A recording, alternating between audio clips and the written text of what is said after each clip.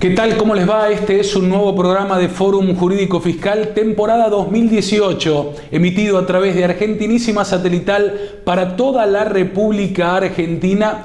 Hoy tenemos un programa en el que contaremos con la presencia del doctor Marcelo Rodríguez y también de la doctora Susana Corinti. Ambos, como decimos siempre, es un lujo para nosotros tenerlos, pero en el comienzo de este programa, que ha tenido una semana realmente muy movida y con muchísima información, vamos a comenzar con el doctor Daniel Pérez para tratar el procedimiento preventivo de crisis. El doctor Daniel Pérez, un especialista en temas laborales y de seguridad social, atentos a las empresas en este momento de crisis económica en nuestro país, porque es un instrumento que puede ser muy valioso en estos casos. El doctor Daniel Pérez, esta es la primera entrevista en Fórum Jurídico Fiscal. Bueno, estamos con el doctor Daniel Guillermo Pérez, un amigo de la casa y un amigo personal. ¿Cómo estás, Daniel? Hola. ¿Bien? Muchas gracias por esas calificaciones. No, bueno, muchas gracias. ¿Qué tal? Te estimamos mucho. Bueno, yo también. Daniel, bueno, hay un gran supermercado, muy grande. Hay varios grandes. Sí, pero acá hay uno en particular. Sí. Que parece que quiere volverse mayorista. ¿Por qué? Y bueno, porque dice que anda con problemas, que tiene una crisis institucional. ¿Me podés contar qué es esto del procedimiento de crisis? Por supuesto. ¿A quién se le aplica? Por supuesto, sí, sí. Y tengo una segunda pregunta, a ver si la enganchás. ¿Esto no puede ser un efecto dominó? Bueno, te respondo las dos. Empezamos por el principio, me parece bien. Claro, es muy interesante lo que decís porque, digamos, el mecanismo publicitario importante y la difusión de este supermercado muy grande salió así, el procedimiento preventivo de crisis. Esto es un mecanismo legal desde hace muchísimos años, pero te explico dónde nace el tema. La ley de contrato de trabajo, dentro de su articulado, tiene formas distintas de proceder a la ruptura del contrato, de terminar el contrato, sí, sabiendo que el contrato es por tiempo indeterminado y que tiene que haber causales especiales para que se rompa. Una de las pautas y uno de los mecanismos que tiene la misma ley de contrato de trabajo es el artículo 247, que se llama, bueno, terminación del contrato por falta o disminución de trabajo o causas económicas. Clarito, es decir, la causal es esa, no es la voluntad unilateral del empleador, que lo puede hacer pagando las indemnizaciones, pero acá hay una causa concreta. Hay una pregunta importante. Ahí está. Entonces el 247 dice, bueno, si usted demuestra que la situación es más bien global, y tiene que ver con la causa o disminución de trabajo y causas económicas, bueno, procedamos a hacerlo y usted pagaría la mitad de las indemnizaciones de ley. Este es el parámetro. Claro, pasa el tiempo y esto se reglamenta, porque una cosa es este mecanismo de la disminución de la planta por dificultades económicas, digamos, y después viene, ahora lo explico, el procedimiento preventivo. Entonces, este 247 tiene una reglamentación del año 88, que es el 328, que dice, bueno, cuando haya disminución de trabajo, causas económicas, o hasta cambios de jornada, o cambios en la forma de las tareas, lo que se llama ius variandi, usted debe comunicarlo. Pero va pasando el tiempo y aparece la Ley Nacional de Empleo, la 24.013, sí, que te acordás que trajo aquel blanqueo que fue un poco el más importante. Y ahí sale, en esa ley, artículos 95 y subsiguientes, esto, procedimiento preventivo de crisis para empresas, que ya es un mecanismo y un régimen especial, que dice, bueno, mire, si son causas económicas, incluso le agrega tecnológicas, y esto involucra a más del 15% de los trabajadores en empresas, se habla de empresas, hasta 400 trabajadores, o el 10% entre 400 y 1.000 trabajadores, o el 5% de más de 1.000, o sea, empresas grandes. Empresas grandes. Usted tiene... Sería el caso del ejemplo. Sería el caso del ejemplo, exactamente. Usted tiene la posibilidad de iniciar este procedimiento preventivo de crisis que está arreglado. Artículos 95 y subsiguientes de la Ley de Empleo, un decreto 2074 del 92 y un decreto 265 del 2002. Esta es el amparo normativo. ¿Y qué se hace? Bueno, se comunica al Ministerio de Trabajo la necesidad de causar suspensiones o rebajas en la planta de una cantidad importante de trabajadores. En el caso de este supermercado era 2.000. Pero además implica una reconversión de la empresa, porque en este caso hay una reconversión. Muy bien dicho. Lo que tiene que hacer el empleador cuando comunica el procedimiento es decir las causales, pero también aportar soluciones, porque es un proceso de negociación. Por eso se sientan las partes a negociar, que es el empleador o el empresario y la entidad gremial. También lo puede solicitar la entidad gremial. Entonces se sientan a conversar para disminuir en todo caso el impacto de una cantidad importante de despidos. Ahora, es muy importante que el empleador o la empresa tiene que presentar no solamente las causales, que no tienen que ser las causales del riesgo económico, es decir, digamos, el hecho del consumo, el hecho de la inflación, el hecho del proceso económico, no alcanza por sí solo para justificarlo, porque a eso están sometidos todos los empresarios. Tienen que ser causas importantes. Y vos fijate una cosa interesante, una de las causas importantes que mencionó este supermercado como para proceder a la disminución fue el problema que se ha tenido en el año 2018 de los cambios en los códigos fiscales de provincia, a partir del consenso fiscal. Vos sabés que los códigos de provincia han generado como una especie de situaciones de lagunas o de oscuridad, y en realidad, más que disminuir las alícuotas, aprovecharon para subirlas. Las subieron para después bajarlas. Exactamente, se pegó una suba para después bajarla, para después retraer. Este mecanismo impactó fuertemente en este supermercado, tiene 600 sucursales a lo largo del país. Entonces, una de las causales que esgrime este supermercado es precisamente las modificaciones en la política tributaria, más retracción en el consumo. Entonces tiene que presentar una cantidad importante de documentación, balances a lo largo de balances consolidados, pero básicamente una estructura que tiene que ver con causas económicas y financieras que le implican. Entonces, se abre el proceso de negociación, se sientan las partes, una de las partes es el ministerio, que es la autoridad de aplicación, se sientan los empleadores o la empresa y la entidad gremial y van acordando medidas como para en todo caso disminuir o atenuar el impacto que esto produce obviamente en el mercado del trabajo. Dos preguntas finales. Sí. Se llama procedimiento preventivo de crisis. Para crisis de empresas, así se llama. ¿Es para evitar el concurso? No necesariamente, es un mecanismo estrictamente laboral. En realidad, el objetivo es disminuir la incidencia de algo muy fuerte en materia laboral, sobre todo derechos de los trabajadores e impacto en lo que significa la economía del trabajo. Correcto. En principio, es un mecanismo laboral de conciliación, de negociación para disminuir la incidencia de los problemas laborales. Bueno, ahora, si esto es la preparación posterior para enfrentar una situación de crisis y entrar en un proceso, digamos, preconcursal, es muy posible que así sea. No parece, por lo que he leído respecto a este caso, que parezca ser el tema. Está bien. Esto parecería ser otra cosa. La segunda, ¿es contagioso? Y sí, digamos, vos sabés perfectamente que el Zika, el chikungunya, con picándote el mosquito se propagan. Y es posible que haya, de todos modos, es un procedimiento antiguo. Es decir, sí. Pero ya sí existía, es posible. Pero la situación... Sí, la situación puede implicar una corrida, sobre todo en este ramo, que aparentemente empieza a ser un ramo de ajuste. Porque se lo ha de alguna forma inculpado de los aumentos de precios. Entonces es posible que sobre todo grandes cadenas de supermercados con temas muy complejos en materia de empleo pueda haber como una especie de efecto dominó. Sí lo puede ser. Daniel, gracias. No, muy amable. Gracias por escucharnos. Volvemos al piso. Bien, ahí pasaba nuestro primer envío en Fórum Jurídico Fiscal. Muy interesante, realmente brillante explicación de un tema, como decíamos en el comienzo del bloque, realmente muy importante. Gracias doctor Daniel Guillermo Pérez, por su presencia en nuestro programa.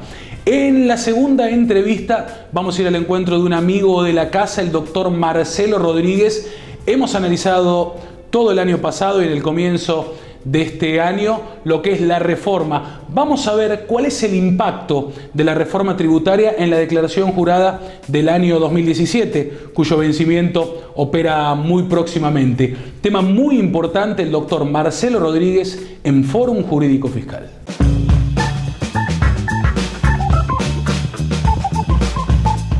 Ustedes lo pidieron, ustedes lo tienen. Desde ya estamos con el doctor Marcelo Rodríguez. Aquí está con nosotros, tal cual lo habían pedido. Gracias, Marcelo. ¿Cómo estás, Ricardo? Un gusto. Una vez más con nosotros. Un gusto, una alegría estar con ustedes nuevamente. ¿Cómo están? Bien, muy bien, la verdad que sí. Bueno, la reforma tributaria es un tema que creo que nos atraviesa y nos va a atravesar un par de años, pero en poco tiempo más ya tenemos la declaración jurada de 2017 para personas humanas y sucesiones indivisas. De lo que se modificó, de la reforma tributaria, ¿qué impacta o qué hay que tener en cuenta en la próxima declaración jurada que tenemos que hacer?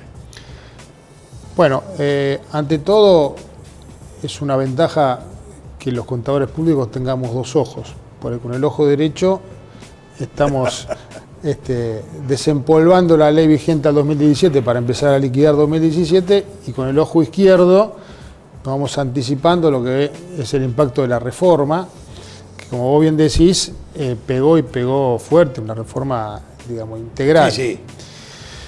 Bueno, hay unas pinceladas que podemos considerar, del día a día. Un individuo que tiene rentas por alquileres, primera categoría. Se redefine el alcance del artículo 42. ¿Vos te acordás cuando hablabas de renta presunta? Vos tenías, la ley decía que para encontrar la renta presunta tenía que buscar el valor determinado para obra sanitaria de la nación, valor absolutamente desayornado. Hoy el legislador te manda valor de mercado, de acuerdo a cómo se defina por la reglamentación, pero también el segundo párrafo de este artículo lo que dice, fíjate, es que cuando el contrato defina un valor de locación inferior al del mercado, el fisco podrá determinar de oficio la diferencia. Esto hay que tener mucho cuidado porque, evidentemente, más allá de que el reglamento deberá definir este parámetro, será muy sencillo para el fisco pedir, estimo yo, evaluaciones de inmobiliarias y determinar esa diferencia. Claro, no es lo mismo valor locativo que el valor de mercado. Claro, evidentemente tenemos que prever que en la medida en que este valor que se definió en el contrato difiera sustancialmente, habrá un ajuste en cabeza del locador, del propietario, pero cuidado con digamos, el espejo en quien dijo que pagaba un alquiler debajo del monto real y pueda tener alguna suerte de ajuste en su consumo, y ni que hablar cómo le puede llegar a pegar esto a los monotributistas, tanto los locadores como locatarios, porque lo puede excluir. Lo puede excluir. Eso desde ya. Es uno de los parámetros más difíciles, ¿no? Justamente. Sí. Exactamente. Sí. Después hay otras cuestiones tal vez más estratégicas, como ser, por ejemplo, el hecho de considerar que la incorporación de bienes que el sujeto haga a partir de los ejercicios que se inician desde el 1 de enero del año 2018 van a poder ser amortizados con la amortización actualizada, incluso en la venta del costo computable.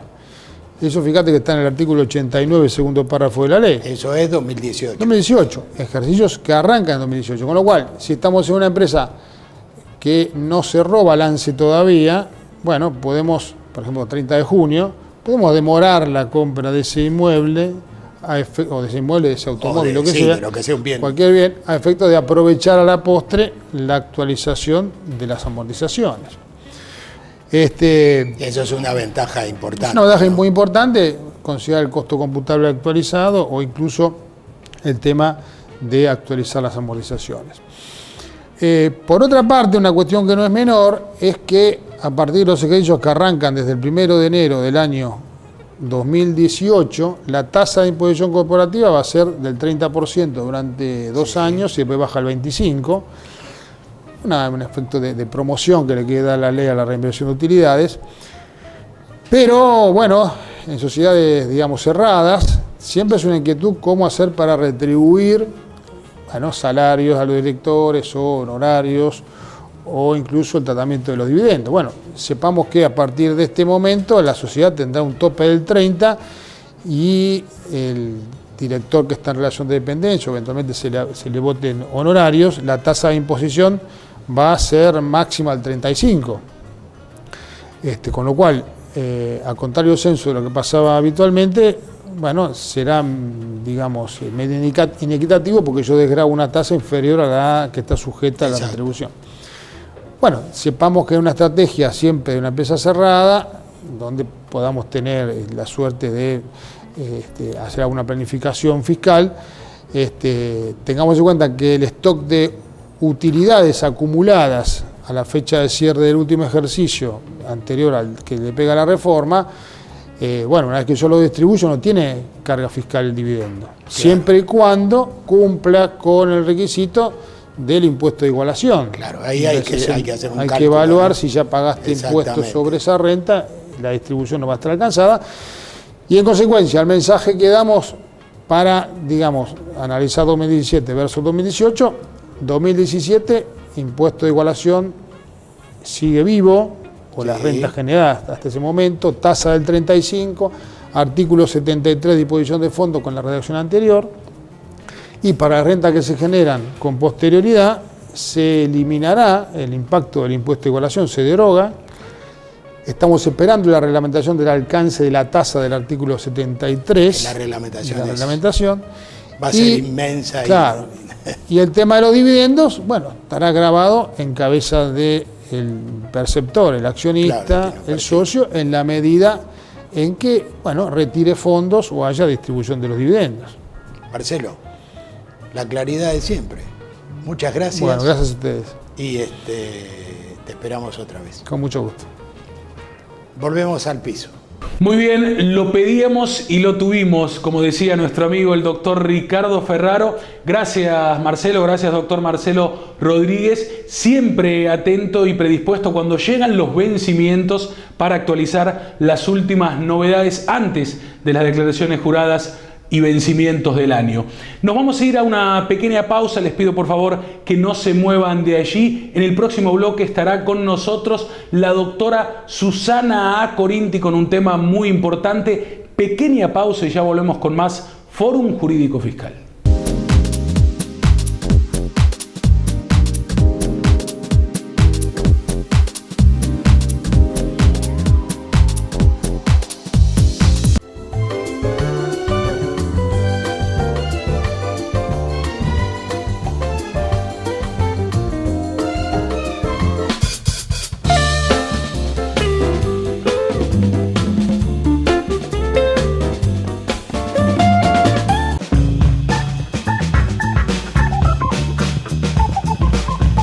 Muy bien, segundo bloque en Fórum Jurídico Fiscal después de la pequeña pausa. Gracias a todos los anunciantes que hacen posible nuestro programa. Momento tuitero en Fórum Jurídico Fiscal. ¿Qué es lo que encontramos en las redes sociales? Javier Milei, @jmilei. Las inversiones no vienen porque este país es un infierno tributario. Bueno, tenemos más de 96 impuestos y más de 6.000 resoluciones. De allí el Twitter de Javier Milei. Vamos al siguiente, producción.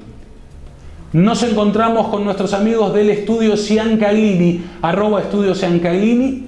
IVA, exclusión del monotributo, cómputo del crédito fiscal no discriminado. Osterriet, Estela Maris contra DGI sobre recurso directo de organismo externo. Cámara Nacional Contencioso Administrativo Federal, Sala 5, del 1 de marzo del año 2018. Un tema que hemos tratado muchísimo en Fórum Jurídico Fiscal y viendo la evolución en cada una de las instancias. Pasó nuestro que estamos tuiteando en materia tributaria, 2 Twitter realmente muy interesantes. Vamos, como habíamos prometido, ahora al encuentro de la doctora Susana Acorinti para hablar acerca de fallos sobre la aplicación del decreto 814 y el concepto de pyme, muy importante, un lujo para nosotros, la doctora Susana Acorinti en Fórum Jurídico Fiscal.